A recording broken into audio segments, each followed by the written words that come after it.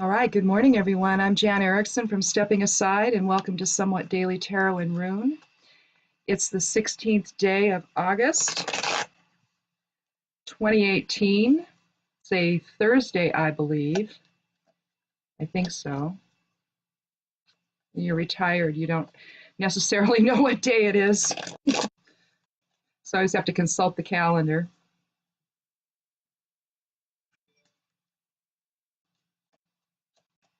We're going to shuffle the cards a little bit here, and we're going to get going. We're inside today again. We have a fire weather warning on my weather app that comes up on my phone. It came up on my phone, about an hour ago.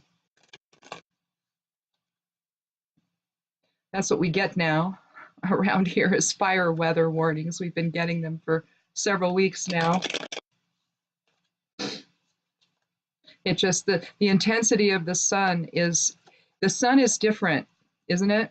It seems to be in a different place in the sky, and it's also whiter. There's very little yellow to it, if any. We started noticing this change, I don't know, a year or so ago maybe. And you can't really be out in it very long, really, without it feeling like it's burning your skin. You know, even when it's not in the 90s or in the triple digits, it's still doing it. So, and granted the fact, we are at right around 3,000 feet above sea level, so everything's going to be more intense up here anyway. But we've lived here since 1981, so this is different. So I don't know why they're sending the probe to the sun, but maybe it has something to do with this. I don't know. Personally, I think they already know what's going on. They're just not telling us so. I've never understood the concept of the powers that be that seem to want to make decisions because they think they know what's best for everyone. When do they ever know what's best for anybody, other than maybe themselves? So I've never understood keeping things from people. It's like the whole thing with cannabis. Cannabis was made illegal for nefarious reasons having to do with profit and racism, basically. So it was always in the pharmacopoeia before. And then suddenly, someone thought they could make money with cotton and trees for paper and all that stuff, and cannabis went by the wayside. It became illegal. Well, now we're seeing it sweeping across the country now, and other countries are legalizing or are already legal, and not just medicinally. Medicinally, cannabis can save your life. It can. It saved mine.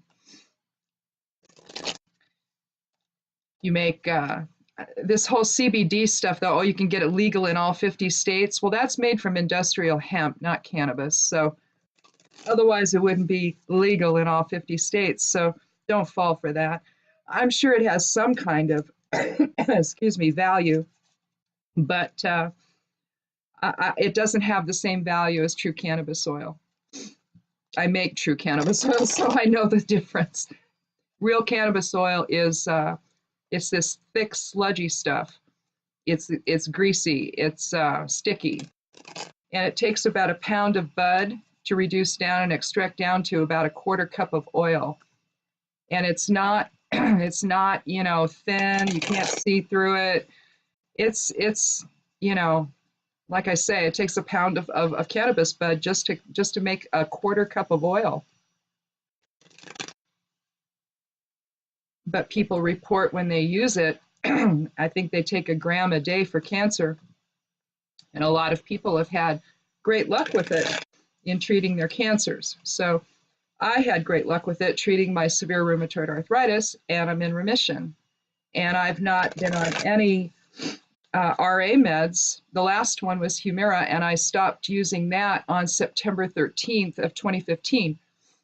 Prior to that, I had been off of everything since I think it was 2011, I began coming off of everything because I started medicating the end of December of 2010. And within 2.5 months, I was in remission. which, the 13 years on on medicines, on prescriptions didn't do anything for me. I was severe the whole time. So cannabis is really cool because it really, we have this endocannabinoid system in our body. We have cannabinoid receptors that are just waiting to fire. Well, they need something to interact with, and you need to get them in your body somehow. I mean, they're in other foods, but not at the level that they are, the therapeutic level that they are in cannabis. So if you are ill and you don't want to be, then and you can at all use cannabis, I'd give it a try. I highly recommend it. It literally saved my life because I don't think I'd be here now without it. I was that ill. So anyway, let's count 13 and see what we have for today. Off my soapbox, my cannabis soapbox.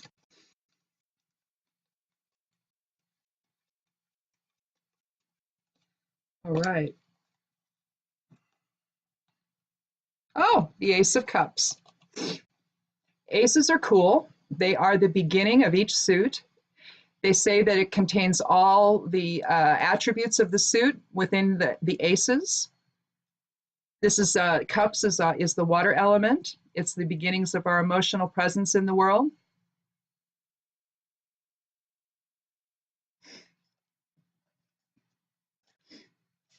But when you look at the Ace of Cups, you see a hand.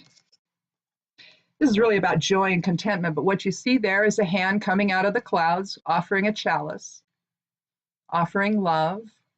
You see the dove of peace. And the cup basically runneth over, doesn't it? So it's really about beginning in joy and contentment. So how do we do that? Well, we have to, if we're paying attention to the world, it's kind of hard to do that, isn't it? We have to bring ourselves back to center. We have to bring ourselves back to focus of who we are as source presence and begin from there, I think, in order to even be able to begin the day in the chaos that's out there. But it represents it represents reward and riches, the emotional beginnings, our emotional identity, nourishment, abundance. So perhaps it's suggesting that this will be coming our way today, or that it's telling us that this is where we need to begin.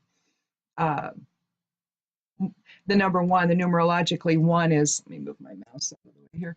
The numerologically one is about new beginnings. And so whenever we see the Ace of Cups, what it's suggesting to us is that we need to begin in joy and in peace and contentment.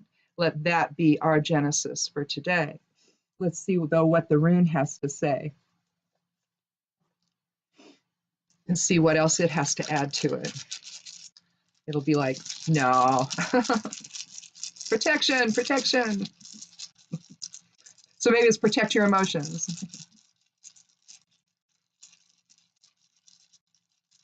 We can let our emotions get away from us, can't we? Perhaps we become very vulnerable. Perhaps we don't have good, healthy boundaries with others. Perhaps we expect too much from people. That's probably part of the boundary issues, isn't it? The Course in Miracles, we call that creating special relationships with people.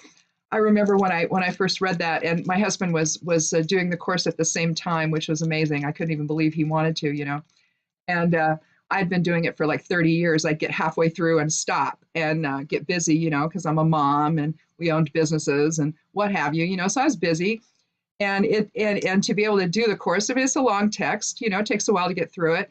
And then if you do the workbook for students, then it's a day each. You have to do something each day. Kind of reorders your thinking, to understand who you really are, and that you give everything you see the meaning it has, right? And so one of the things it talks about is special relationships, and it's hilarious because at least I think it is, because anytime you have expectations of others, you've now created a special relationship with them, defined by you, not them. They typically don't even know anything about it.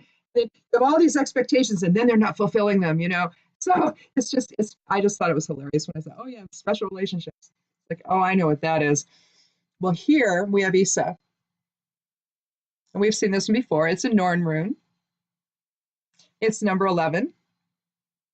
So instead of one, we have two ones. But basically it talks again about it's a water element again. It's talks about freezing something in place, bringing things into alignment. And so I think, again, that's where and it may be really our only salvation throughout the day. Really, maybe because if you think about it, depending on how affected you are by what's going on in the world and in the country, um, you might be really outraged. And so the problem is if you're like me and you get really outraged, then you create a thought connection, an emotional connection between that and the situation, or that and the individual you're outraged about. And so you have to have a way of letting go of that, creating laguz in your life and letting go of all the things that are capturing your attention and keeping your emotions in play.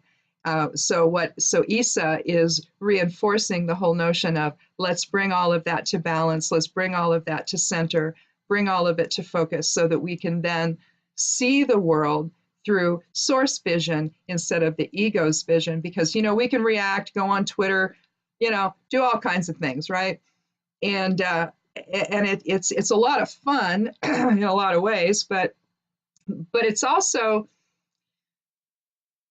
really one-sided in a lot of ways. Even though you might get responses, it's still really just one-sided, because there's no face-to-face meeting with anybody. And honestly, maybe that's for the best, but in any event, we have to come to center and not begin from reaction. And I know it's really tough right now, especially when a lot of things trigger us. We're seeing a lot of stuff about priests and whatnot, all the pedophilia that goes on. It's rampant. It's rampant throughout the world. And so it infects everything. Okay. And so it may seem like, oh my God, everyone's a pedophile. Well, no, not everyone is a pedophile. But there's a whole lot more out there than you realize. I think we learn that every single time that we see somebody arrested and there's the trial and all of that. You never think that, oh, really, that was them? Well, yeah, it's everywhere. So let's just hold space for the victims or the survivors, however you wish to see it. It's hard to be a survivor. I'm a survivor, so I know how hard that is. But at the same time, let's hold space for their healing. They're beginning a new emotional journey. These folks that finally have gotten some justice, not in terms of courts, but in terms of people being aware that in Pennsylvania, there were all these priests that were doing this. Well, I'm sure that not every priest is a pedophile, but unfortunately, there seems to be an awful lot of them. And when you see an investigation like this that comes out with this much information, you've got all of these victims, all of these survivors that have had no ability to really even put a pin in it and start to heal, because it's like until someone else knows, until something happens, whether it's through the justice system or not. In this case, it's probably not going to happen, at least for most of them, I would think. I would think the whole statute of limitations thing has run out. But there has to be consequences, right? But in the meantime, those of us who are survivors of any kind of abuse, whether it's, incest or sexual violence of any kind, things like this will trigger us, okay? It'll trigger us into feeling maybe less safe or whatever. So let's focus on simply holding space for those folks and for our own self to heal and to send love and to focus our intention toward balance and healing. I don't know what else we can really do. And for that to happen, we have to be able to pull back and to let go of the triggers, let go of the emotional connections to all of this, and find our center. So that's what the Ace of Cups and Isa are telling us to do today. Find our center. Begin from there. Don't begin from the trigger. This is progress. All right? It's progress.